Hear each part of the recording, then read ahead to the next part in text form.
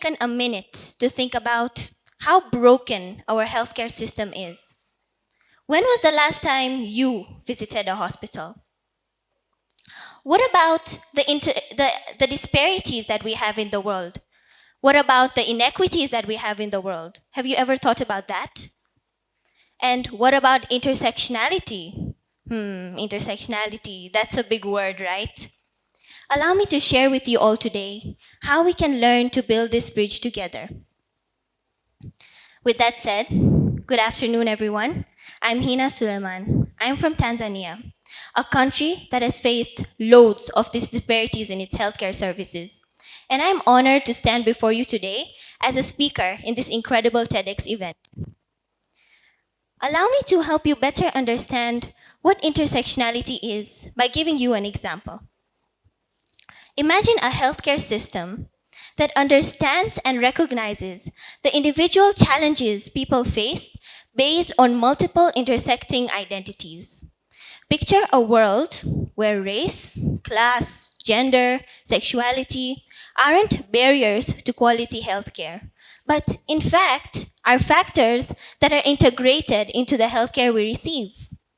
This world, I believe, is possible. And today, I invite you all into exploring how we can make this a reality. In the next few minutes, I will be exploring an overview of the theme, building bridges, and how it connects to my topic, all about this thing that I've been talking about, intersectionality, and how we as individuals can develop practical solutions to promoting a more just and equitable healthcare system. I will also be explaining you about the state of the world in terms of its healthcare disparities. As we embark on this journey together, I invite you all to reflect, question, and challenge the status quo. Let us not only look at these disparities and recognize them, but in fact, let us take a minute to ponder and think about what we can do as individuals to help these disparities and push for a more just and equitable healthcare system. Now, let us take a minute to look at the theme, building bridges. What is the first thing that comes to your mind when you hear building bridges? I'm imagining the first thing that comes to your mind is about forming connections, right? To some people, it could also mean a link or an exchange between a problem and solution. But to my eyes, building connection is all about fostering connections and collaborative relationships between identities and perspectives. Intersectionality, as a concept in itself, highlights the importance of recognizing individuals based on multiple intersecting identities and not just one aspect of them. For example, you might have a friend who's really good at math, right? But another person might know that friend as a caring and kind person. But that is not the only thing that makes them. There are multiple things that make a person, and that is what intersectionality is. In the context of healthcare, intersectionality plays a really crucial role in it because it affects their access to healthcare outcomes, it affects their own well-being, and it is important to consider intersectionality when making these decisions because without intersectionality, we won't be able to develop a more equitable and just healthcare system. I think that intersectionality and healthcare aligns really well with the theme about building bridges because like I mentioned earlier, it's all about connection and collaboration between different forms of identities and perspectives.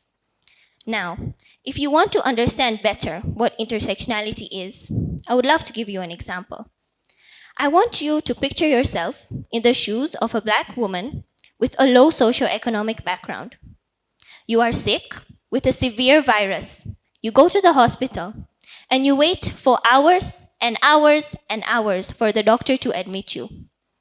And then suddenly, a white man, probably with a higher socioeconomic background, walks in and he's immediately admitted into the doctor's office, even though he suffers from a mild cold. How unfair is that? All of those hours of waiting gone to waste? And that is where intersectionality plays a role. How did I think all about this intersectionality and how in the world does it relate to healthcare? So just Previously, a few years back, UWCEA, Arusha campus, hosted a Model United Nations. Do you guys know what Model United Nations is? MUN? I was a delegate of the World Health Organization, and our topic was about vaccine inequity in various parts of the world, specifically COVID-19 vaccine inequity. However, when I was researching more about COVID-19 vaccine inequity, I noticed it is not only just due to the government or due to the low salaries of workers that these issues are happening, but also the concept of intersectionality. And then I realized that, yes, someone's identity does play a role into the services healthcare systems provide. Anyway, later then, as you know, I was announced as a RISE Global winner. And one of the things RISE offers us is courses that we do during the summer. These courses can range from all about technology, all about artificial intelligence, and all about leadership. However, one course that really fascinated me had these humongous words: intersectionality, identity, emotional dysregulation, and I was fascinated. I thought, why don't I learn more about this? And so, as we embarked from module to module, I understood that I'm learning things through someone else's perspective. I'm not only looking at myself, I'm looking at various identities. I was now finally realizing how things were connected. I was looking at myself through another person's shoes. And that is when it clicked that intersectionality is not just a concept alone, but it applies to daily life situations, even wide systems like the healthcare system. Research consistently shows that intersectionality does play a role in the healthcare system because marginalized communities, such as racial and ethnic minorities or individuals from low socioeconomic background, get barriers to healthcare. Let me tell you a practical example of this. My sister, Mohamedayaaz, she is from Tanzania. She's born and raised here, and she's an occupational therapist. Does anyone know what an occupational therapist is? Okay. An occupational therapist is a person or a specialist who helps people with disabilities live independently. So Mohamedayaaz just recently shifted to the UK, and she noticed this really big gap between the services the UK provides and Tanzania. There was so many different types of availability that are not there in Tanzania, but are there in the UK. She says there was a prominent problem of financial accessibility, but that wasn't the only case. Intersectionality and a person's identity also comes up to play a role in this. She noticed that in terms of the healthcare supplies, such as hospital beds, or doctors or nurses per 10,000 of the population, was significantly less in Tanzania compared to the UK. If you notice this chart here, the Africa and compared to the Europe and the Americas are so much different in terms of their population of hospital beds, doctors, and nurses.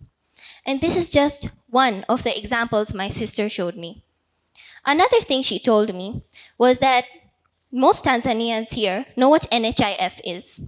NHIF is the National Health Insurance Fund of Tanzania, but it doesn't cover any occupational therapy costs or rehabilitation costs. However, NHS in the UK covers all of these costs of occupational therapy, and however much the patient wants it, they can get it. And don't you think this greatly eases the burden on the patient? So this is just an example of the gaps between highly developed countries and low developed ones. Now, back to the theme, building the bridge. What can we do about this? How does intersectionality in healthcare relate to me? How does it relate to all of you? What can we do to build a more equitable and just healthcare system? Standing in front of you all today might look like I'm saying random words about intersectionality and fanciness of my achievements, but I'm actually doing an important part. I'm raising awareness. Even if it's telling a friend about intersectionality, or hosting a webinar telling a group of people of how intersectionality contributes to the healthcare system, we can create a major difference, however small or however big it is. It is an important part to raise awareness, to push for a more equitable and just healthcare system. Once we build that connection, like I mentioned before, we bridge these gaps, problem to solution, the results will be fantastic. You may notice that healthcare professionals will undergo implicit bias training. There'll be more intersectional data put into healthcare systems, and better and newer policies will be developed. A small change can make a big difference. Therefore, intersectionality plays a significant role in the healthcare system, and all of us as collective individuals have the power to pave the way. We can embrace intersectionality and spread awareness about it to advocate for a more better healthcare system. Thank you all for your undivided attention, and let us stand united against inequity and build a bridge towards equity. Thank you.